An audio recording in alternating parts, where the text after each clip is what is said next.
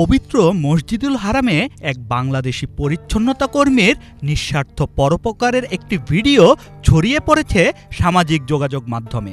ভিডিওটিতে দেখা যায় অত্যন্ত বিনয়ী ভঙ্গিতে এক বাংলাদেশি পরিচ্ছন্নতা কর্মী এক ব্যক্তির সামনে নিজের ব্যক্তিগত জায়নামাজটি নামাজ আদায়ের জন্য এগিয়ে দিচ্ছেন। না কোনো ক্যামেরার খোঁজ, না কোনো স্বীকৃতির প্রত্যাশা, শুধু একজন মানুষের আরেকজন মানুষের পাশে দাঁড়ানো। এই সাধারণ মুহূর্তের মধ্যেই লুকিয়ে ছিল অসাধারণ এক মানবিকতা। গালফ নিউজ জানায়, এই ভিডিওটি ছড়িয়ে পড়ার পর বিশ্বজুড়ে লাখ লাখ মানুষ এই নিঃস্বার্থ পরোপকারের প্রশংসায় মুখর হয়ে ওঠেন। অনেকে লিখেছেন এটাই প্রকৃত ইবাদত, আবার কেউ বলছেন এই মানুষগুলোই পবিত্র স্থানকে পবিত্র রাখে।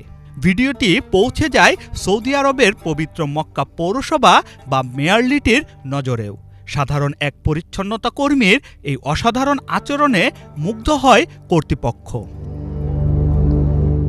সৌদি গেজেটের প্রতিবেদন অনুযায়ী বিনয়, মমতা এবং ইবাদতকারীদের সেবায় নিঃস্বার্থ আত্মনিবেদনের স্বীকৃতিস্বরূপ এই বাংলাদেশি কর্মীকে বিশেষ সম্মাননা প্রদান করে মক্কা পৌরসভা।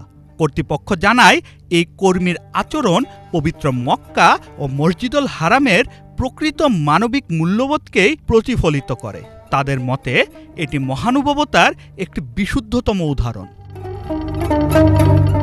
ইবাদতকারীদের প্রতি এই নিঃস্বার্থ মমতা পবিত্র স্থানের পবিত্রতাকে আরও মহিমান্বিত করেছে।